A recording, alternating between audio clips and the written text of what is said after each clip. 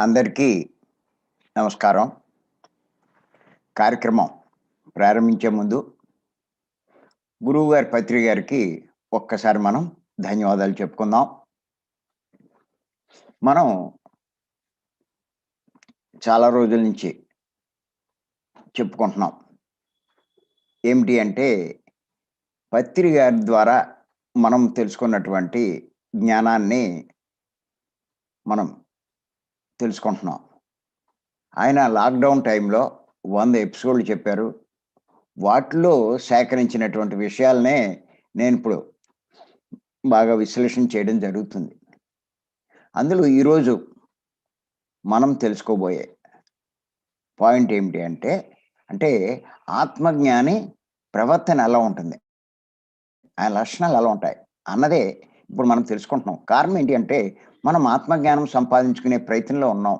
ఆ ప్రయత్నం మనం చేస్తున్నాం.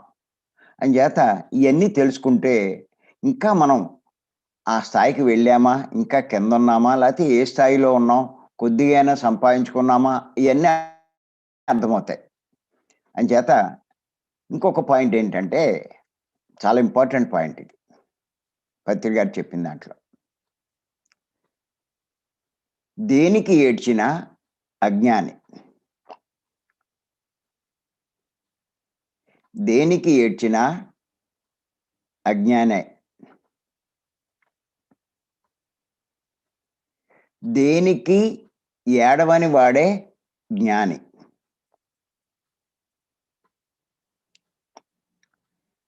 దేనికి ఏడ్చినా అజ్ఞాని. దేనికి ఏడవని వాడే జ్ఞాని.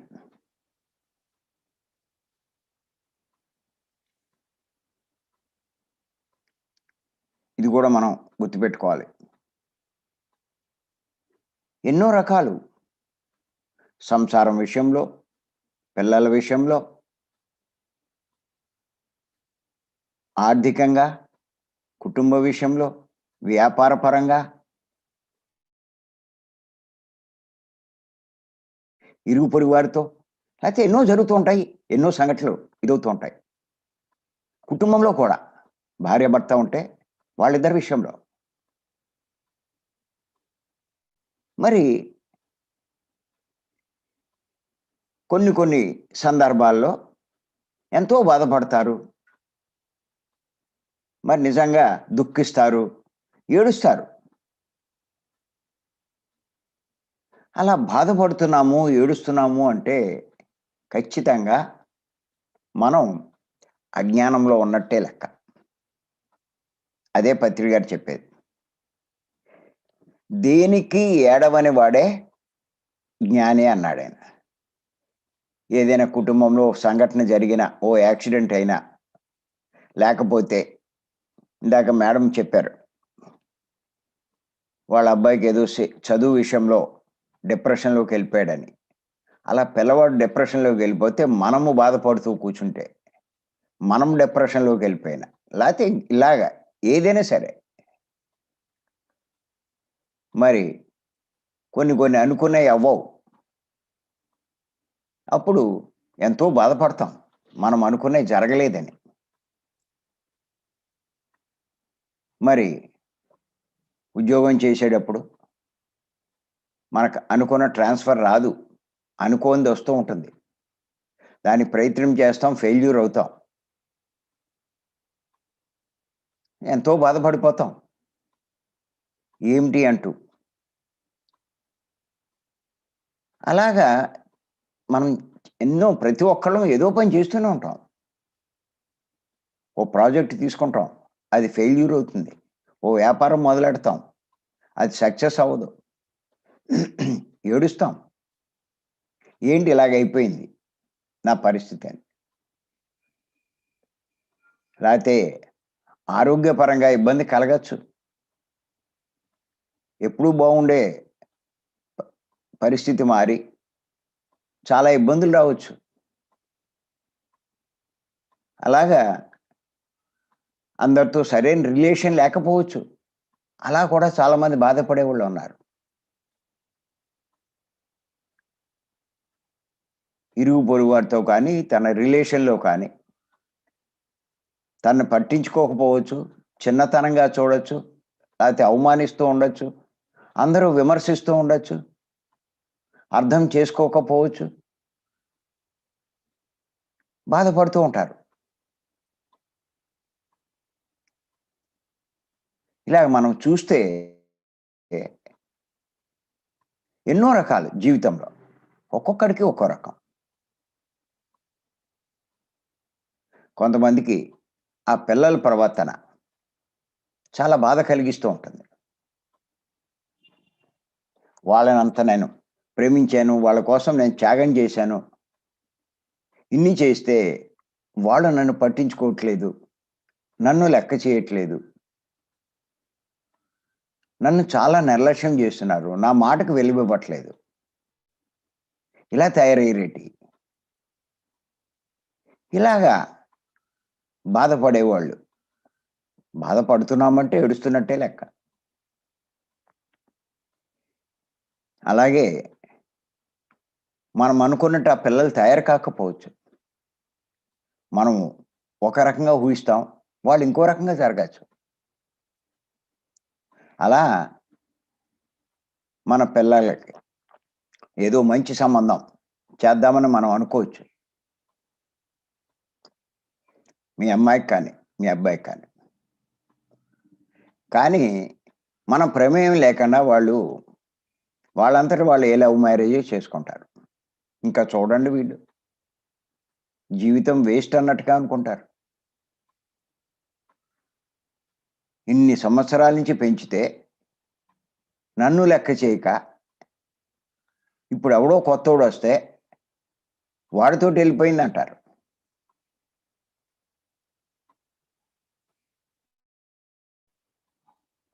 నాకంట వాడు ఎక్కువైపోయాడంటాడు. నా మాట వింటలేదంటాడు. గొడవలు పడేవాళ్ళు ఉన్నారు. వాళ్ళని హెరాస్ చేసేవాళ్ళు ఉన్నారు. ఇలా రకరకాలు. అలాగా కష్టాలు కట్టడం, పగబట్టడం ఇవన్నీ ఎదుటివాడు నాకు అన్యాయం చేశాడని, వాడు నన్ను విమర్శించాడని, నన్ను తిట్టాడని ఎన్నో రకాలుగా మనం దుఃఖపడుతూ ఉంటాం, బాధపడుతూ ఉంటాం. ఇవన్నీ కూడా అజ్ఞానం వల్లనే గుర్తుపెట్టుకోండి. అందుకే పత్రి అన్నారు, దేనికి ఏడ్చినా అజ్ఞానే అన్నారు. దేనికి ఏడవని వాడే జ్ఞాని అని చెప్పారు. ఇంకేతంటే జీవితంలో ఎన్నో జరుగుతూ ఉంటాయి. జరగకుండా ఉండవు. ఎన్నో కర్మలు చేస్తున్నాం. ఎన్నో కర్మలు తెచ్చుకున్నాం. ఏమీ చేయకుండా ఉండట్లేదు. చేస్తూనే ఉన్నాం. మరి ఇవన్నీ అనుభవించాలి. అనుభవిస్తాం. అవి అనుభవిస్తూ దుఃఖపడితే తెచ్చుకున్నది మనమే. అంతకుముందు చేసింది మనమే. అవి అనుభవిస్తూ దుఃఖపడుతున్నది మనమే. జ్ఞానం అయితే సింపుల్‌గా అనుకుంటాడు. అది ఎప్పుడో నేను చేసింది. ఇంక దానికి బాధపడేదేటి? దానికి ఎందుకు బాధపడాలి? ఎందుకు ఏడవాలి? అని చెప్పి దాన్ని పెద్ద పట్టించుకోడు. చిన్న విషయంగా తీసుకుంటాడు. మీకు రీసెంట్‌గానే చెప్పాను నేను ఒక విషయం. తేలు కుట్టింది అని. తేలు కుడితే ఎంత బాధో మీకు తెలుసు. కానీ వెంటనే నాకు అవగాహన ఉంది. ఏదో చేశాను నేను. అంచేతే ఈ రకంగా జరిగింది. ఆ కర్మ క్లియర్ అయిపోతుంది. నేను మామూలుగానే ప్రవర్తించాను. బాధ ఉంది. లేకుండా లేదు. దాన్ని పెద్ద పట్టించుకోకుండా పిల్లలతోటి, వాళ్ళతోటి మామూలుగా ప్రవర్తించా. వాళ్ళు కంగారు పడుతున్నారు.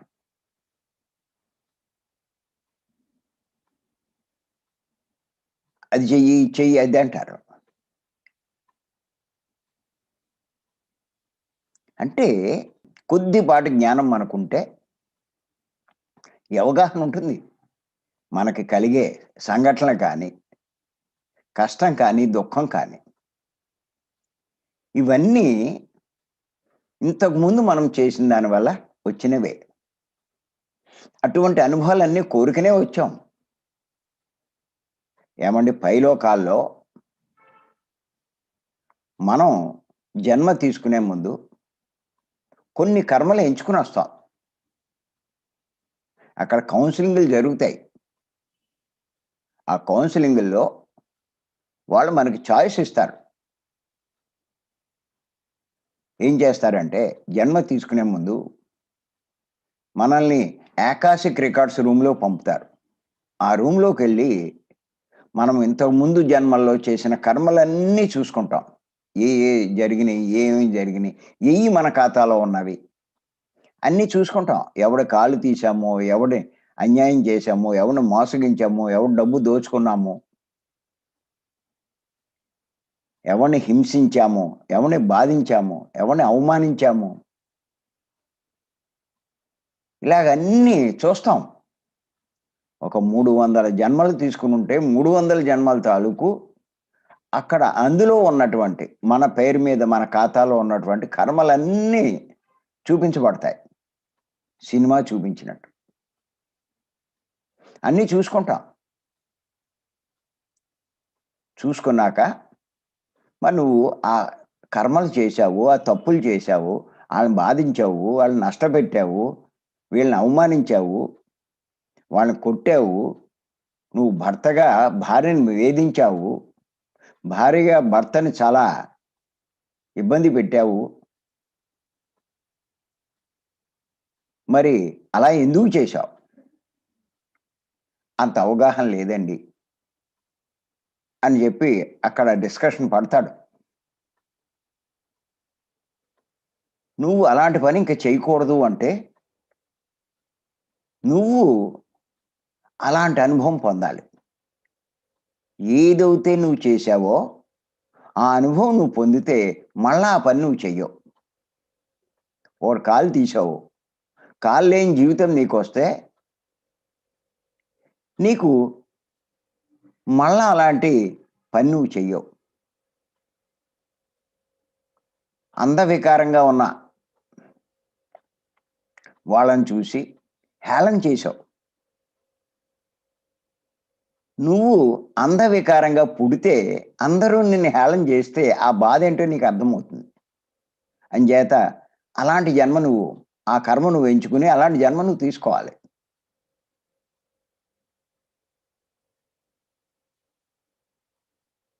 మరి అందరినీ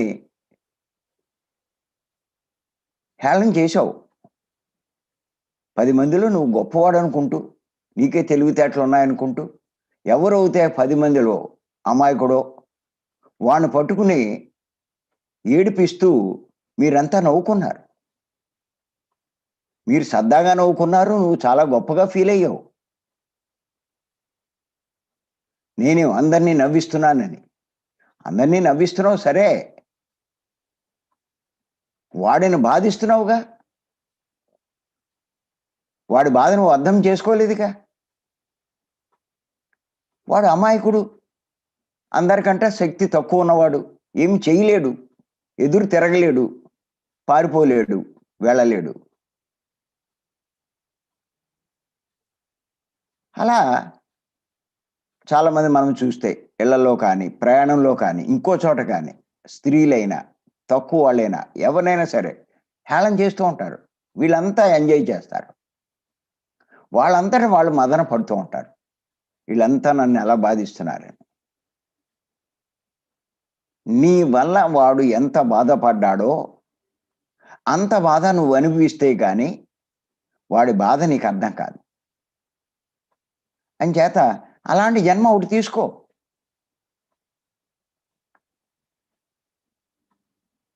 తీసుకుంటావు. ఆ కర్మ తీసుకుంటావు. తీసుకొని ఇక్కడికొచ్చాక అదే బాధ అనుభవిస్తూ ఉంటావు.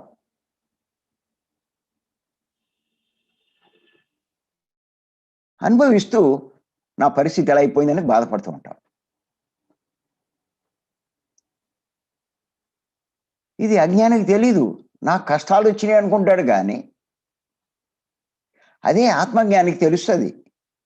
నేను ఎంచుకొచ్చిన, నేను తెచ్చుకున్న కర్మ ఇది. అదే నేను అనుభవిస్తున్నాను అని వాడికి తెలుస్తుంది. అంచేత దాన్ని పెద్ద లెక్క చేయడు. సరే కొన్నాళ్ళు ఓపిక పడితే అదే పోద్ది. దాని గురించి ఏడ్చేదేంటి?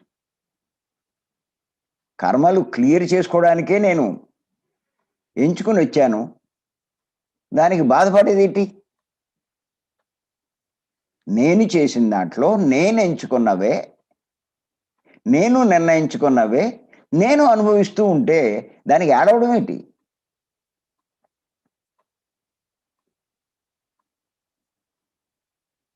అని ఆత్మజ్ఞానికి అర్థమవుతుంది. అంచేత దేనికి బాధపడ్డం. ఏది జరుగుతున్నా బాధపడ్డం.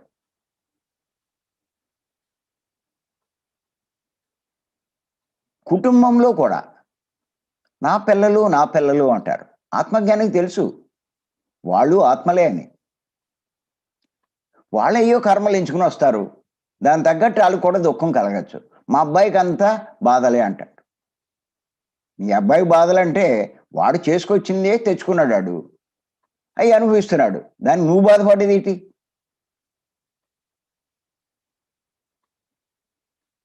ఇది అజ్ఞానం. అది తెలుసుకుంటే జ్ఞానం. పోన్లే నువ్వేదైనా చెయ్యాల్సొస్తే చెయ్యి. సాయం చేయాల్సొస్తే సాయం చెయ్యి. అంతేగాని నువ్వు బాధపడితే, నువ్వు ఏడుస్తే అజ్ఞానమే.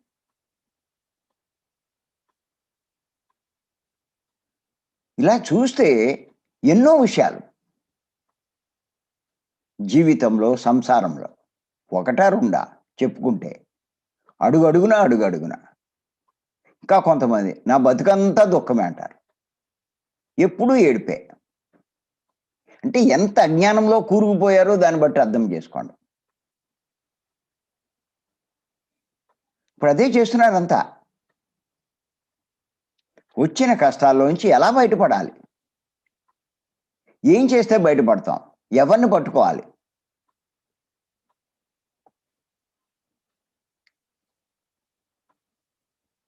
అజ్ఞాని ఇలాంటి ప్రయత్నాలు చేస్తాడు. జ్ఞాని సంతోషంగా వాటిని అనుభవిస్తాడు.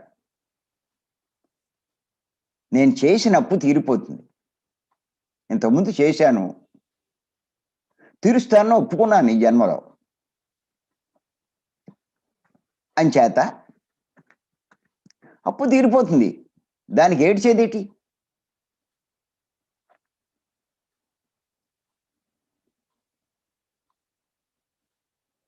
కొంతమంది వాళ్ళు చేసిన దాంట్లో వాళ్ళు కోరికని, వాళ్ళు తెచ్చుకున్నది అనుభవిస్తూ, అనుభవించలేక ఆత్మహత్యలు చేసుకుంటారు. ఇది మరీ ఘోరం. వాడంతట వాడు ఎంచుకుని వచ్చాడు కష్టం ఇవన్నీ అనుభవిస్తానని. అనుభవించాలి కదా! ప్రకృతికి ఒప్పుకున్నాడు. ప్రకృతి అంటే మళ్ళా అర్థం కాదేమో. భగవంతుడికి. అక్కడ అంగీకరించాడు. అంగీకరించి ఇక్కడికొచ్చి అనుభవించాలి కానీ, తప్పించుకోవడానికి సూసైడ్ చేస్తే తప్పించేసుకుంటున్నానని అనుకుంటాడు వాడు.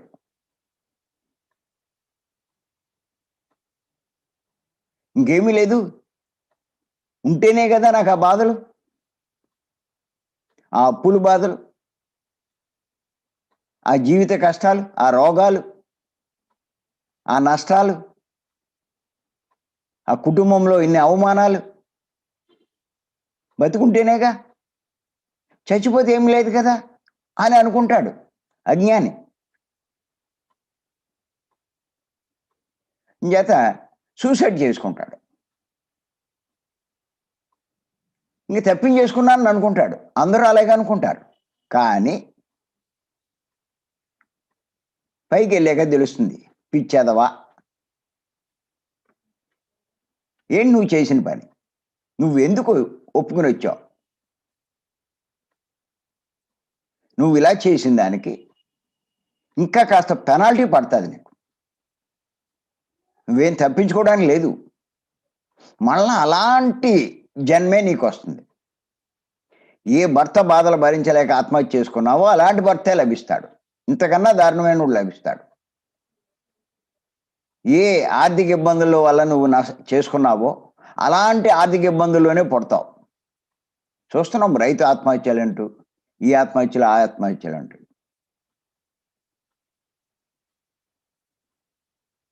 ఇంకెంతకన్నా దారుణంగా ఉంటుంది.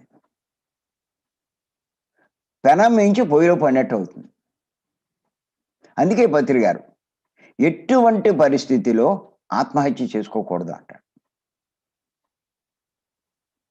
ఆత్మజ్ఞాని ఆనందంగా అనుభవిస్తాడు. అంతేగాని ఏడవడు. రమణ మహర్షి ఆయన క్యాన్సర్ వేస్తే చూసిన వాళ్ళంతా బాధపడేవారు. ఆయన మటుకు మామూలుగానే ఉండేవాడు. ఏంటి మీకు బాధ లేదా? నొప్పి లేదా? మీరు ఆపరేషన్ చేయించుకోవచ్చు కదా, డాక్టర్ దగ్గరికి వెళ్ళొచ్చు కదా. సింపుల్గా అనేవాడు. అదేదో చేసుకుంది అనిపిస్తుంది అనేవాడు. అంటే అంతకుముందు దేహం చేసింది, ఆయన దేహం అంతకుముందు ఆయన తీసుకున్నటువంటి దేహం చేసింది, ఆయన ఇప్పుడు ఈ తీసుకున్న ఈ దేహంతో అది అనుభవిస్తున్నాడు. ఆ దేహంలో ఉన్నది ఆయనే, ఈ దేహంలో ఉన్నది ఆయనే.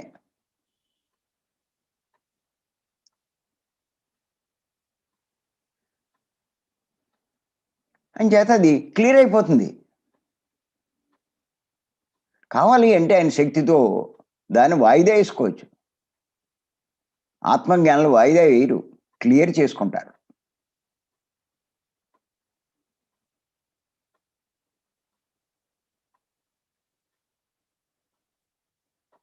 అంచేత ఆత్మజ్ఞాని దేనికి ఏడవడు. ఎన్నో జరుగుతూ ఉంటాయి. అంచేత మనమైనా సరే ఇంకా ఏడుస్తున్నాము అంటే దేనికి ఏడుస్తున్నా కూడా అజ్ఞానంలో ఉన్నట్టే, అంటే దుఃఖంలో ఉన్నట్టే. అంచేత జ్ఞానం పెంచుకునే ప్రయత్నం చేయాలి. జ్ఞానాన్ని పెంచుకోవాలి. అదే మనం చెప్పేది. ఉన్న కష్టంలోంచి పోవడానికి ప్రయత్నం చేయడం కాదు.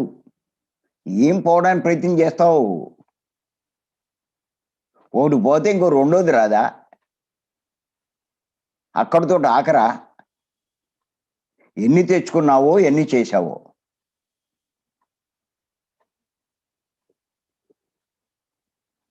అన్నీ క్లియర్ అవ్వాలి కదా. ఒక పక్క క్లియర్ చేసుకోవాలి, ఇంకొక పక్క చేయకుండా చూడాలి. అదే నేను కూడా చెప్పేది.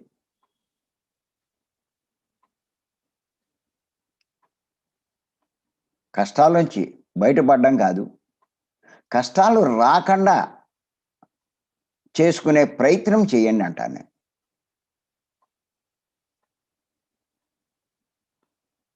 ఎందుకు వచ్చినాయి కష్టాలు? చేసిన కర్మలను బట్టి. మరి అటువంటి కష్టాలు రాకూడదు అంటే అలాంటి కర్మలు చేయకూడదు. దాని మీద దృష్టి పెట్టండి.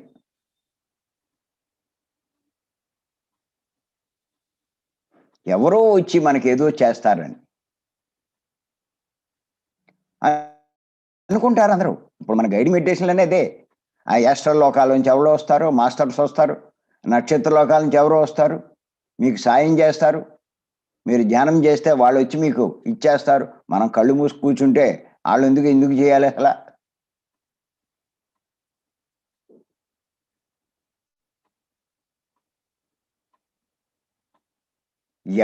ఎవడి జీవితంలోనూ ఏలు పెట్టడం. గుర్తుపెట్టుకోండి. సృష్టి కర్త నిర్ణయాన్ని కాదనడానికి ఎవ్వడూ సరిపోడు. ఒకళ్ళ జీవితంలో జరిగేది వాళ్ళ అనుభవం వాళ్ళు పొందుతూ ఉంటే నువ్వెవడు అసలు వచ్చి జాలిపడ్డానికి? ఆత్మజ్ఞానికి ఇవన్నీ తెలుసు, అజ్ఞానికి తెలీదు. వాడెవడో వస్తాడు, వీడేదో చేస్తాడు అంటే ఇవన్నీ చేస్తూ ఉంటాడు. అదే మనకి ఇక్కడ చూస్తే కనుక ఇటువంటి బలహీనత అందరిలోనూ ఉండడం వల్లే, అజ్ఞానంలో ఉండడం వల్లే వీళ్ళు అనేక రకాలుగా జాతకాలంటూ, లేకపోతే తాయెత్తులంటూ, రుద్రాక్షలంటూ, వాస్తు అంటూ ఇలా ఎన్నో రకాలుగా మోసగిస్తున్నారు.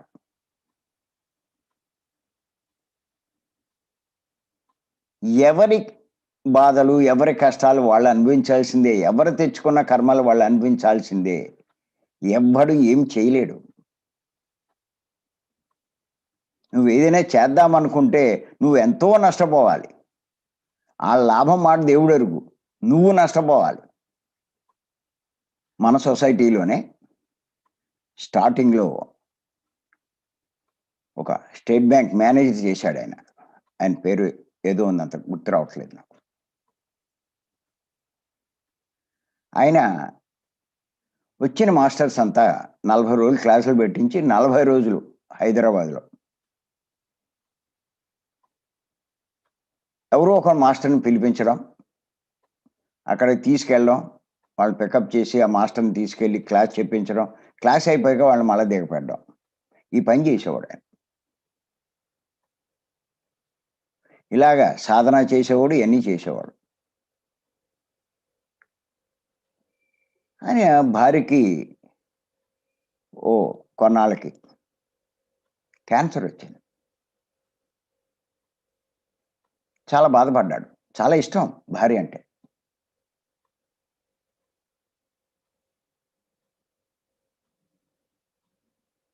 చేస్తే ఆవిడ తట్టుకోలేకపోతుంది.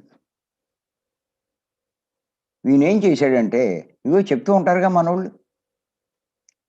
అది ఆ రోగం తగ్గాలని సంకల్పం పెట్టి ధ్యానం చేశాడు. ధ్యానం చేశాక ఏమైందంటే, ఆవిడ టెస్టులు చేయించుకునేది. ఈ సంకల్పం పెట్టి ధ్యానం చేసిన తర్వాత టెస్ట్ చేయించుకుంటే లేదని వచ్చింది రిపోర్ట్. చాలా సంబరపడ్డాడు. మా ఆవిడ తగ్గిపోయింది కదా అని. పత్రికా దగ్గరికి వెళ్ళి చెప్పాడు చాలా సంతోషంగా, ఇలా తగ్గిందని. చాలా తెలివి తక్కువ అని. ఇలా చేశానండి, తగ్గిందని. చాలా తెలివి తక్కువ పని చేశామన్నాడు. ఏమైందంటే తగ్గింది ఆవిడకి. కొంచెం మామూలుగానే ఉంది. అలా ఒక ఏడాది గడిచింది. ఏడాది గడిచిన తర్వాత మళ్ళా తిరగబెట్టి చనిపోయింది ఆవిడ. మరి ఇక్కడ తగ్గినట్టుగా కనిపించింది అంటే వీడు సంకల్పం పెట్టి చేశాడు. వీడు సంకల్పం పెట్టి చేసినప్పుడు వీడి దగ్గర ఉన్నటువంటి శక్తి అంతా ఖర్చు అయిపోయింది. ఆ శక్తికి ఒక ఏడాదికే ఆవిడకి రిలీఫ్ వచ్చింది.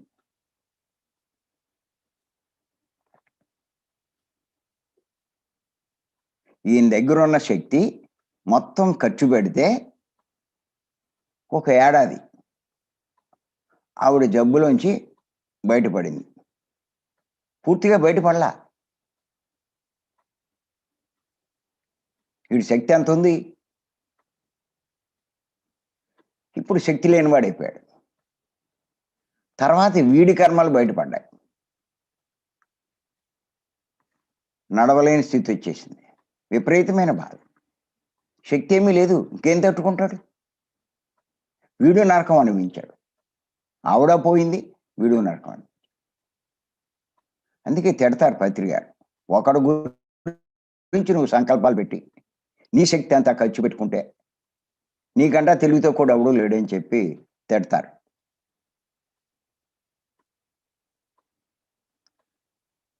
వాళ్ళ అమ్మాయి గురించి చెప్తాడు ఆయన, పత్రి గారు. మా రెండో అమ్మాయి గత జన్మలో స్నేహితురాలి కోసం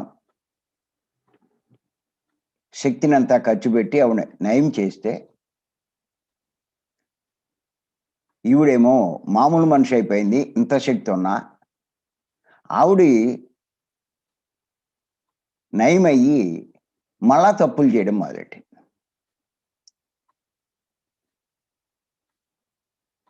చాలా తెలివి తక్కువ పని చేసింది.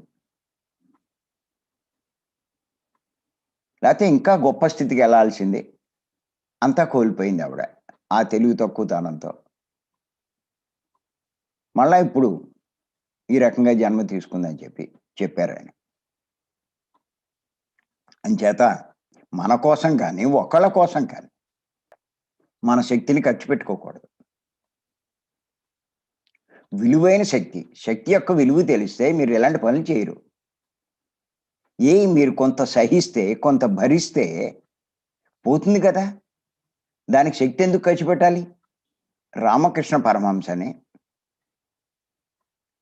ఆయన అపార శక్తి సంపాదించుకున్నాడు. ఆయన ఓసారి పడవలో ఆ నది దాడుతున్నాడు, గంగాని. దాటుతుంటే ఎవరో అడిగారు, ఆయన బాగా తెలుసున్నవాళ్ళు, ఏమండి మీరు కావాలంటే ఎంతో శక్తి సంపన్నులు, మీరు నది మీద నడుచుకుంటూనే వెళ్ళిపోవచ్చు, పడవలో ఎందుకండి వెళ్ళడం అన్నాడు. అప్పుడు అన్నాడు ఆయన, నాయన పావలా ఇస్తే నది దాటిస్తున్నాడు, దానికి నా శక్తి అంతా ఖర్చు పెట్టుకోవాలా?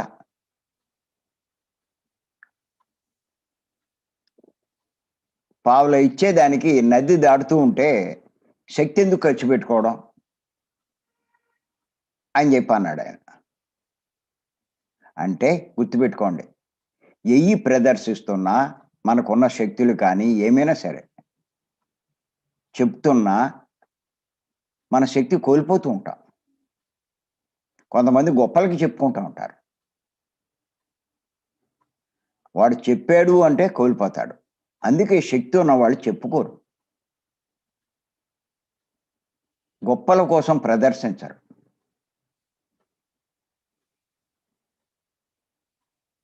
నీ శక్తిని నీ జ్ఞాన వృద్ధికి ఉపయోగించు. నువ్వు పూర్ణ జ్ఞానం అవ్వడానికి నువ్వు ప్రయత్నించు. అంతేగాని నీ శక్తులు గొప్పల కోసం కాదు, ఇతరులు చేసుకున్న కర్మల్ని తొలగించడానికి కాదు నీ శక్తిని ఉపయోగించడం. వాళ్ళ అనుభవాలు పొందనియ్యి. వాళ్ళు పొందనివ్వేటి? సృష్టి ధర్మాన్ని నువ్వెవడు కాదనడానికి? సృష్టిలో ఉన్న ఏర్పాటుని నువ్వు కాదన్నా నువ్వెవడు? చేస్తే సృష్టికి విరుద్ధంగా నువ్వు కొంత పెనాల్టీ, నీ శక్తిని కోల్పోవాల్సి వస్తుంది.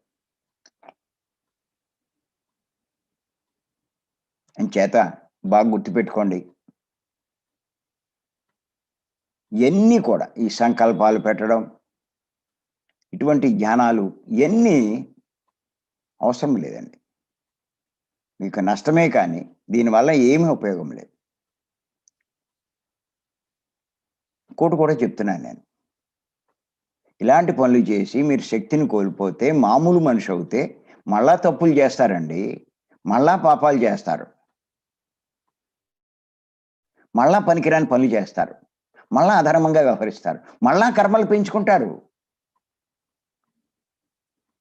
ఒక కర్మ తొలగించుకోవడానికి నీ శక్తి అంతా నువ్వు ఖర్చు పెడితే నువ్వు మళ్ళా 100 తప్పులు చేయవలసి వస్తుంది. ఈ కర్మ పోయిందని అనుకుంటున్నావు, ఇంకో 100 కర్మలు నీ అకౌంట్లో పడిపోయినాయి అన్న సంగతి నీకు అర్థం కాదు. ఆ శక్తి ఉన్నవాడు ఆ తప్పులు చెయ్యడే, ఇంకా కర్మలు పెరగవే. ఇది అనుభవిస్తే ఇది పోతుంది, ఏదైతే అనుభవిస్తున్నాడో అనుభవిస్తే అది పోతుంది. ఆ శక్తి అలా ఉండడం వల్ల వాడు ఇంకా కర్మే చేయడు, వాడి భవిష్యత్తు ఎంత గొప్పగా ఉంటుంది. అలాంటి భవిష్యత్తుని సంకల్పం పెట్టి ఎలా నాశనం చేసుకుంటున్నాడు. ఈ చెప్పే మాస్టర్లు కూడా ఇంత జ్ఞానం లేదు వాళ్ళకి. వాళ్ళకి కూడా జ్ఞానం ఉంటే ఇలా సలహాలు ఇవ్వరు కదా. ఏ పుస్తకాలు చదివారు, ఎక్కడో ఎవరిదో విన్నారు, తను గొప్పగా సలహా ఇస్తున్నారు అంతే. వస్తారు నీ దగ్గరికి, నువ్వు మాస్టర్ అనగానే వస్తారు. ఎవ్వడు గొప్పవాడి దగ్గరికి వెళ్ళినా సమస్యల గురించే వెళ్తాడు. ఏ గురువు దగ్గరికి వెళ్ళినా దేనికి వెళ్ళినా నా కష్టాలు తీర్చండి, నా సమస్యలు తీర్చండి, నా కోరికలు తీర్చండి, నా బాధలు పోగొట్టండి అనేవాళ్ళే ఉంటాడు. ఏ ఊళ్ళోకైనా, ఏ గురువు గారైనా, ఏ స్వామీజీ అయినా, ఎవడైనా వచ్చాడు, చాలా మహిమలు గలవాడు వచ్చాడు అంటే తండోపతండాలుగా విరగబడతారు. ఇంచేత అందరూ సమస్యలతో ఉన్నవాళ్లే, అందరూ బాధలతో ఉన్నవాళ్లే, అందులోంచి బయటపడాలని అనుకునేవాళ్లే. తట్టుకోలేరు. సమస్య ఎక్కడ తట్టుకుంటారు బాధ?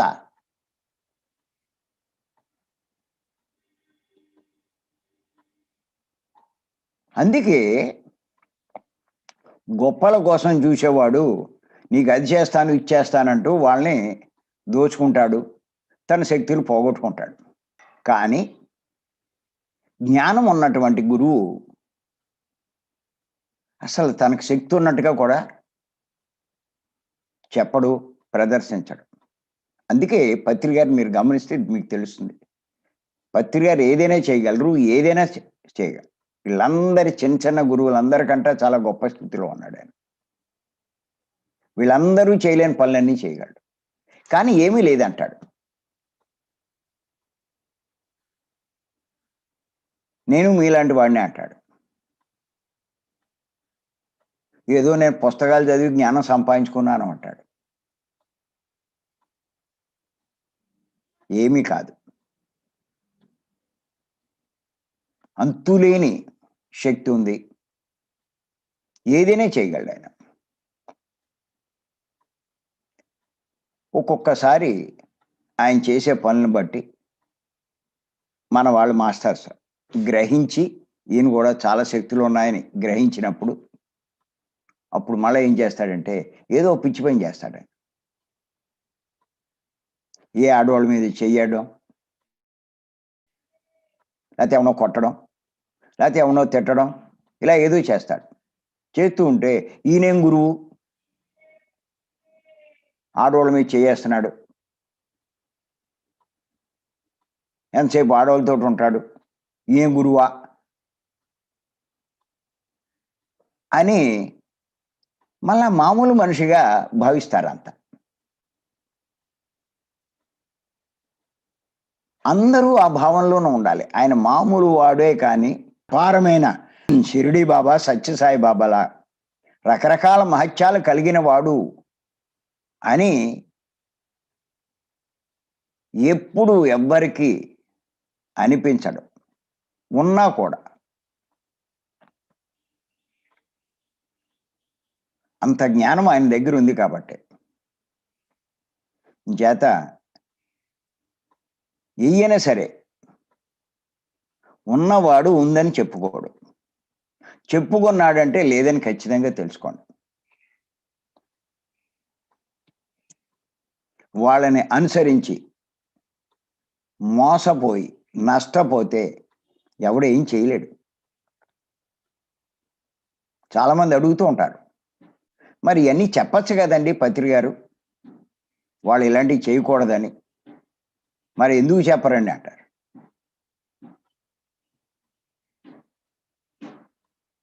నాయన, నీ అనుభవంతో నువ్వు తెలుసుకుంటే తప్ప ఆయన చెప్పినా నీకు ఎక్కి చావదు, ఊరికే అంటావు అంతే. ఒకసారి వాడి దగ్గరికి వెళ్ళి దెబ్బతింటే ఇంకా జీవితంలో నువ్వు మర్చిపోలేవు. అంచేత అనుభవమే నీకు పాఠాలు నేర్పాలి. అలాంటి వాళ్ళు ఉంటారు, ఇలాంటి వాళ్ళు ఉంటారు. నువ్వు అలాంటి వాళ్ళ దగ్గరికి వెళ్ళి దెబ్బతిని నష్టపోయి అప్పుడు నువ్వు తెలుసుకుంటే అప్పుడు ఇంకా మళ్ళా అలాంటి వాళ్ళు ఎవరి దగ్గరికి వెళ్ళవు నువ్వు. దానికి ఆయన చెప్పేదేంటి?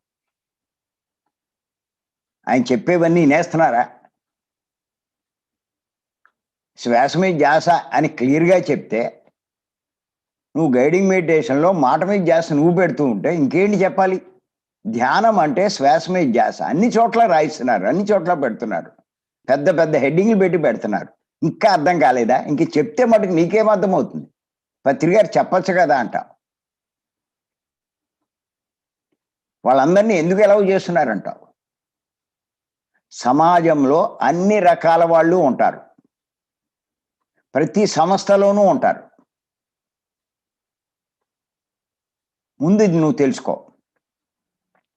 నీ బుద్ధిని ముందు వికసింప చేసుకో.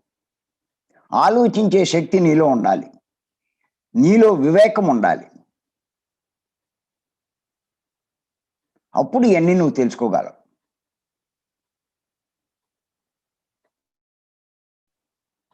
అంతేకాని చెప్పొచ్చు కదా అంటే, చెప్తే వినేవాళ్ళు ఎవడున్నాడు అసలు? అనుభవానికి మించిన పాఠం లేదు. అందుకే అనుభవం ఇవ్వాలి. అందుకే పత్రి గారు ఏం చేస్తారు అంటే, ఎవ్వరిని ఏది కాదనరు. ఆయన కూడా ఉండేవాళ్ళు తప్పులు చేయట్లేదా అంటే, ఎన్నో చేస్తున్నారు. చాలామంది ఆశ్చర్యపోతారు. ఆయన కూడా ఉండేవాళ్ళు ఇన్ని తప్పులు చేస్తున్నారు కదండి అంట. ఆయనకి తెలుసు. ఎందుకు చేస్తున్నాడు? వాడికి ఇంకా అనుభవం లేదు.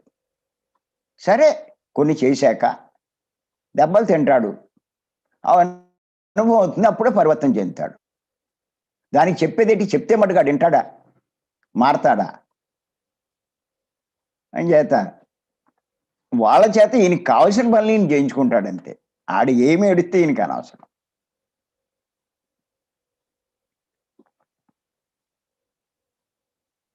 ఒకటే మాట అంటాడు ఆయన. ప్రకృతి ఉంది కదా, ప్రకృతి చూసుకుంటుంది అంటాడు. అంటే మనం చేసే తప్పులకి ప్రతి దానికి ప్రకృతి, ఆ భగవంతుడు రికార్డు చేస్తాడు. దాని సరైన సమయం వచ్చినప్పుడు దాని తగ్గ ఫలితం, శిక్ష వేస్తాడు. ఇంకోడెవడో చేసేదేటి?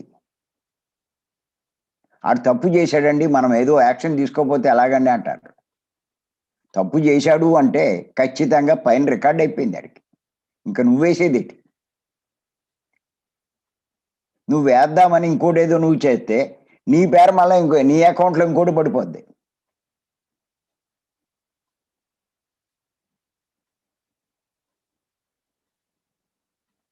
అంచేత ఇది బాగా తెలుసుకోవాలి మనం.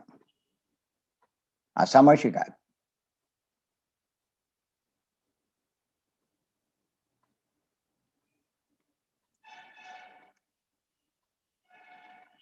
పత్రి గారు ఒక విషయం చెప్పారు అంటే మనం ఎంత లోతుగా ఆలోచించాలి, ఎన్ని విషయాలు తెలుసుకోవాలి.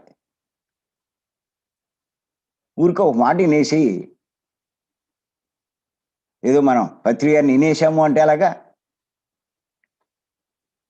దేనికి ఏడ్చినా అజ్ఞానే, దేనికి ఏడవని వాడే జ్ఞాని అని చెప్పాడు. నువ్వు ఏడవకుండా ఉన్నావా? పత్రి గారు చెప్పింది చేస్తున్నావా? ఏడవద్దని చెప్తారు. నువ్వు ఆత్మ అని చెప్పారు. నువ్వు దేహం నేనన్నట్టుగా జీవిస్తున్నావా, ఆత్మ నేనన్నట్టుగా జీవిస్తున్నావా? చెప్పాడు కదా ఆయన. తెలిసింది కదా.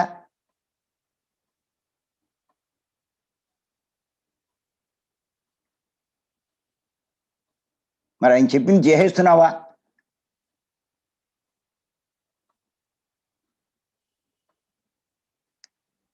మరి ఆయన ఏమంటారు? మనమంతా దేవుళ్ళం అంటారు. వీఆర్ ఆల్ గాడ్స్ అంటాడు ఆయన. అంటే మనం దేవుళ్ళమేగా. మళ్ళా ఎందుకు గుడికి ఎందుకు వెళ్తావు?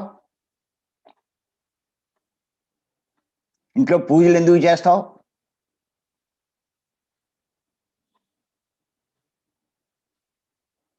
ఎందుకు చేస్తావు అంటే నీకు ఇంకా జ్ఞానం కలగలేదు, అందుకే అలా ఉన్నావు. పత్రి గారు చెప్పచ్చు కదా అంటారు. చెప్పారుగా నువ్వు దేవుడు అని. చెప్తే అంటున్నావా? అర్థం చేసుకున్నావా? ఆచరిస్తున్నావా? ఏంటి చెప్పాలి ఇంకా? చెప్పినవన్నీ చేసేస్తున్నావా?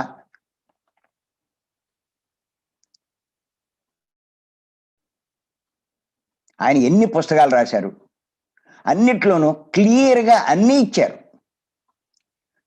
అసలు ఆయన పుస్తకాలే కొనమే, ఆ పుస్తకాలే చదవమే, నీకేం తెలుస్తుంది? మళ్ళా చెప్పచ్చు కదా అంటావు. వాళ్ళందరూ అలా చేస్తూ ఉంటే నువ్వే ఆడనకాల నువ్వు పడి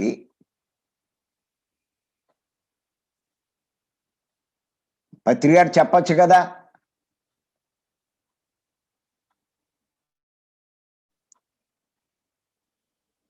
నీ జ్ఞానం పెంచుకుంటే నీకే అర్థమవుతుంది. నువ్వు వాళ్ళ పత్రి గారియే చదవు, నీకేం తెలుస్తుంది? ఇన్ని నేను చెప్తున్నాను అంటే పత్రి గారివి బాగా అధ్యయనం చేయడం వల్లే నేను చెప్పగలుగుతున్నాను. ఆయన రాసిన ప్రతి పుస్తకము 25 సార్లు, 30 సార్లు, 40 సార్లు చదివాను నేను. జీర్ణం చేసుకున్నాను ఆయన చెప్పే విషయాలన్నీ. ఎన్ని ఉన్నాయో ఆయన చెప్పిన పుస్తకాలు. ఎన్ని సందేశాలు ఇచ్చారో 30 ఏళ్ళ నుంచి. కొన్ని పుస్తకాల రూపంలో వచ్చినాయి, కొన్ని సీడీల రూపంలో వచ్చినాయి. ఇంకా కొన్ని ఇప్పుడు మన యూట్యూబ్ వాటిలో కూడా చాలా పెట్టారు. ఇంకా పెట్టని ఎన్నో ఉన్నాయి. ఎక్కడికక్కడ ఇస్తూనే ఉన్నారు, చెప్తూనే ఉన్నారు. మనం చెత్తా చెదారం ఆలయ్య ఏలయ్య అంటాం కానీ పత్రి గారి ఎనమే ఎన్ని ఉన్నాయి.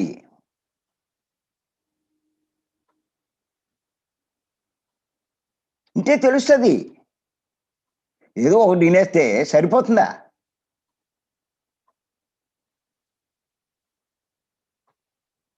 ఎంత బాగా వింటే నీకు అంత అవగాహన వస్తుంది. ఏమీ వినకపోతే ఏముంటుంది?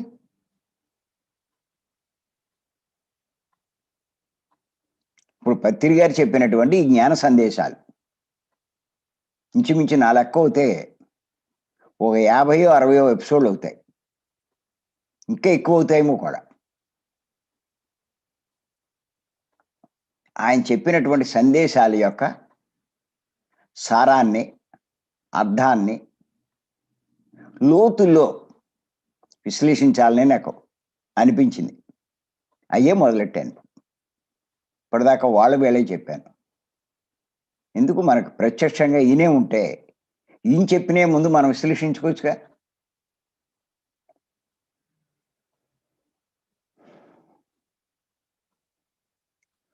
గుర్తుపెట్టుకోండి, దేనికి ఏడ్చినా అజ్ఞానే, దేనికి ఏడవని వాడే జ్ఞాని. అందుకే సార్ అంటారు, నీకు వేషమెత్తు దుఃఖం కలిగినా నువ్వు అజ్ఞానంలో ఉన్నట్టే అని స్పష్టంగా చెప్తారు ఆయన. నీకు వేషమెత్తు దుఃఖం కలిగినా నువ్వు అజ్ఞానంలో ఉన్నట్టే అన్నారు ఆయన. దుఃఖం అంటే ఏడిపేగా. అంచేత దేనికి ఏడవనివాడు. ఎన్నో రకాల సమస్యలు, ఎన్నో రకాల ఇబ్బందులు, ఎన్నో రకాల బాధలు, సంసార పరంగా, కుటుంబ పరంగా, సమాజ పరంగా, ఆర్థిక పరంగా, ఆరోగ్య పరంగా, ఒకటా రెండా?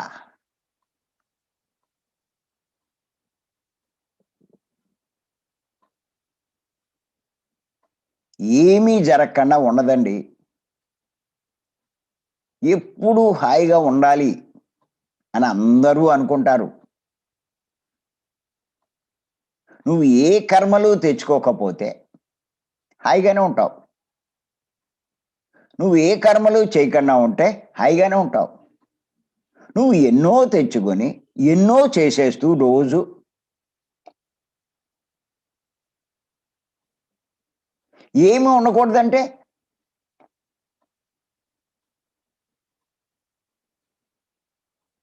అసలు కర్మ సిద్ధాంతం అనేది ఒకటి ఉందన్నది అవగాహన చేసుకోవాలి ముందు మనం. నేను ఏది చేస్తే అది అనుభవించాలి అన్న అవగాహన ఉండాలి. చేసేటప్పుడే ఆలోచించాలి. చేసేటప్పుడు ఆలోచించరు. నా ఇష్టం అంటారు. నాకు నచ్చినట్టు చేస్తానంటారు. చేయడం నీ ఇష్టమే. ఫలితం నీ చేతిలో లేదు. ఇది మటుకు గుర్తుపెట్టుకో. ఇక్కడ చేయడం కాదు ముఖ్యం. ఫలితం గురించి ఆలోచించు. ఇంచేత గుర్తుపెట్టుకోండి.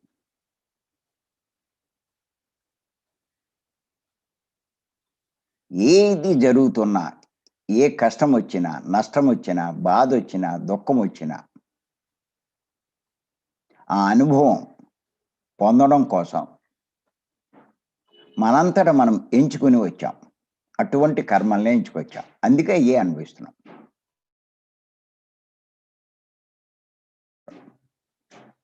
ఒకళ్ళకి జరిగేది ఇంకోళ్ళకి జరగదు.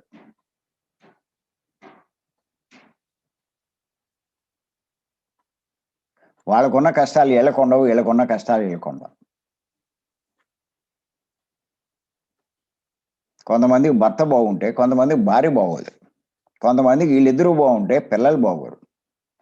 వీళ్ళిద్దరూ బాగుంటే మళ్ళీ తల్లిదండ్రుల వల్ల ఇబ్బంది. ఇవన్నీ బాగుంటే మళ్ళీ ఆర్థిక ఇబ్బందులు. మళ్ళా అది కూడా లేదు అనుకుంటే ఆరోగ్యపరంగా బాధలు. అవన్నీ చూసుకుంటే ఇరుగు పొరుగు వారితో గొడవలు. జీవితం అంతా బాగా గడిచినా వృద్ధాప్యంలో నరకం.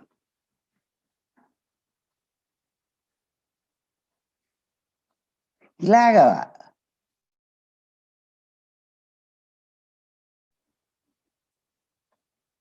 ఇటువంటి స్థితి నుంచి బయటపడాలి అంటే ఎప్పుడైనా సరే ఆత్మజ్ఞానం సంపాదించాలి. నేను ఆత్మ అన్నది అవగాహన చేసుకోవాలి. నేను అందుకే దీని మీద ఎక్కువ ఫోకస్ చేస్తాను. ఎక్కడికి వెళ్ళినా, ఏ క్లాస్కి వెళ్ళినా పదే పదే పదే పదే ఊరికే ఒక్కసారి చెప్తే ఎక్కదు.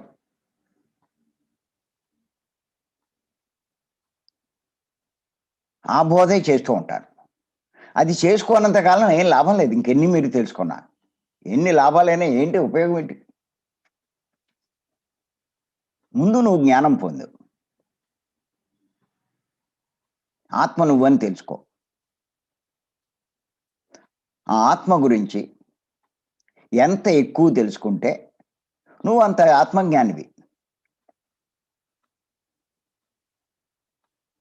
ఆత్మ గురించి మనకు ఎంత తక్కువ తెలిస్తే మనం అంత అజ్ఞానమే.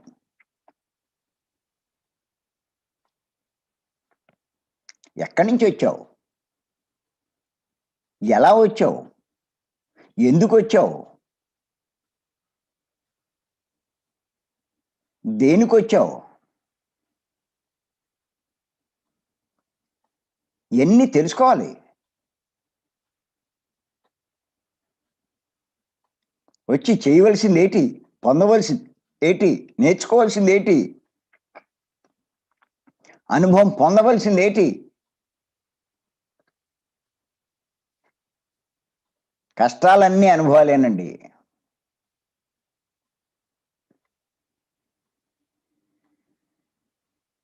అందుకే పత్రి గారు అంటారు, కష్టం, నష్టం, బాధ, అవమానం ఆధ్యాత్మిక ఎదుగుదలకు సోపానాలు అంటారు.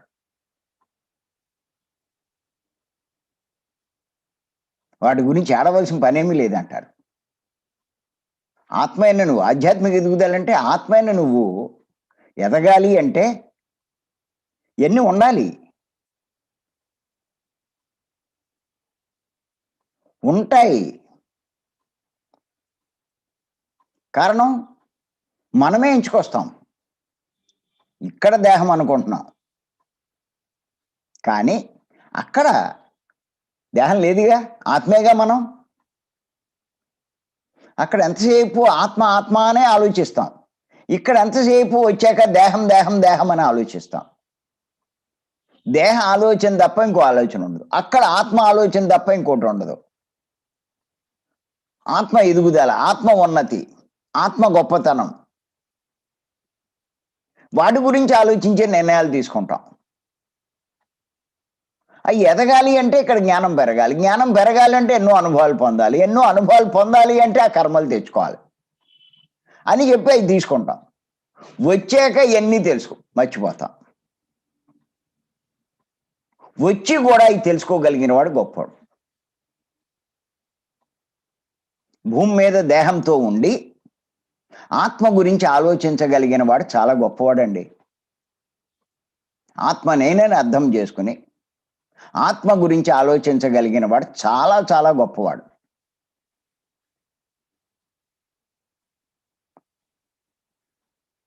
వాడి లైఫ్ సక్సెస్ అయిపోయినట్టే. వచ్చిన పని వాడు చేస్తున్నట్టే.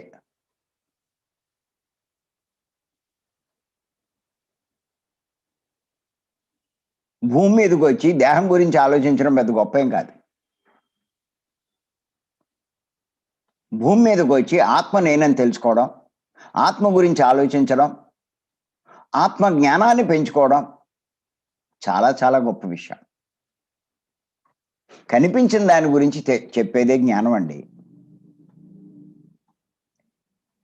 కనిపించేదంతా అజ్ఞానం అండి.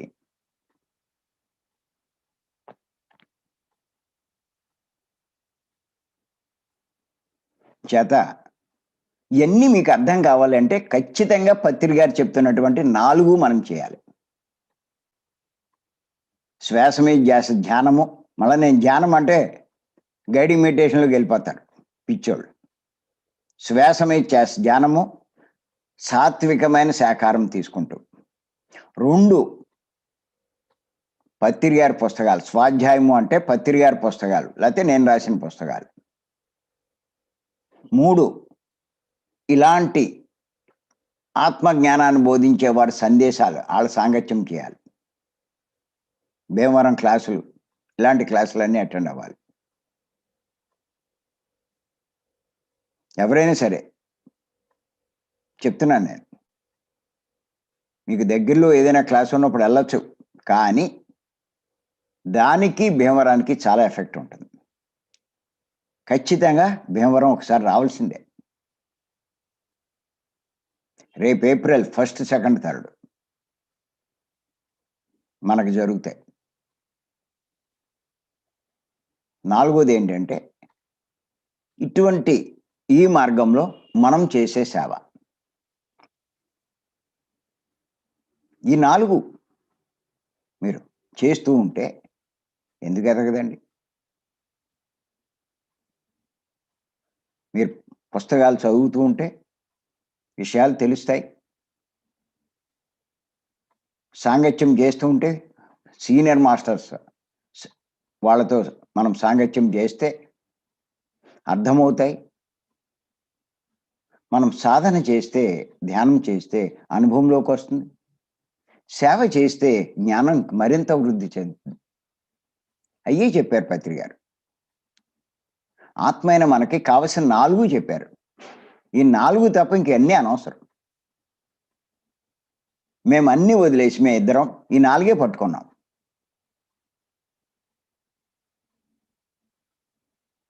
ఎందుకు పెరగరు? ధ్యానం చేసే కొద్దీ మీ మేధస్సు పెరుగుతుంది, మీ అవగాహన పెరుగుతుంది, మీలో ఎంతో మార్పు వస్తుంది.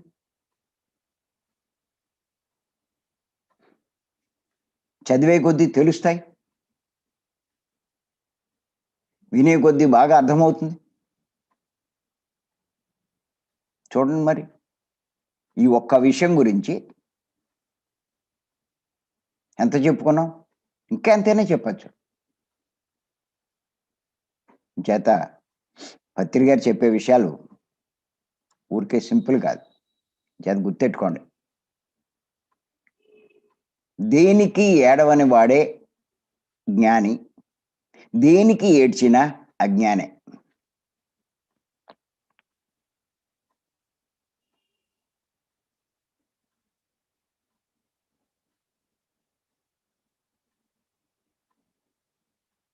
దేనికి ఏడవని వాడే జ్ఞాని. దేనికి ఏడ్చినా అజ్ఞాని. అంటే ఏ మాత్రం దుఃఖపడినా, బాధపడినా, అయ్యో! నాకీ కష్టం వచ్చిందే అని నువ్వు ఫీల్ అయినా, నువ్వు బాగా అజ్ఞానంలో ఉన్నట్టే లెక్క. మనమంతా కూడా ఆ స్థాయికి ఎదగాలి. అవుతాం. ఇంక డౌట్ లేదు. ఇంక ఈ గైడింగ్‌లో అటువంటి ఏమి ఆ రకం లేదు గానీ, మన దాంట్లో మటుకు ఖచ్చితంగా ఆ స్థాయికొస్తారు ప్రతి ఒక్కళ్ళు. చూసుకోండి కావాలంటే మీరు. ఇప్పుడు పరిస్థితి ఒక 3 మాసాల తర్వాత మీ పరిస్థితి ఒక్కసారి చూసుకోండి. మీకే అర్థమవుతుంది. రోజూ చూసుకోకూడదు. ఇవాళ అటెండ్ అయ్యారు. రేపు చూస్తే మీకేం తేడా తెలుస్తది. ఓ 3 మాసాలు పోయాక చూడండి మిమ్మల్ని మీరు. ఎదిగే మొఖం రోజు చూస్తే ఏం కనబడతది? ఓ 3 మాసాలు పోయాక ఎంతో మార్పు కనిపిస్తుంది. ఇంచేత అన్ని పనులు చేయండి. 4 మర్చిపోకండి. అదే నేను చెప్పేది. మరి ఈ అవకాశం ఇచ్చి మీ అందరికీ మరొక్కసారి నేను ధన్యవాదాలు చెప్తూ, మరి ప్రతిరోజు పత్రియార్ యొక్క సందేశాలు కొన్ని మనం తెలుసుకుందాం. Thank you. Thank you. Thank you.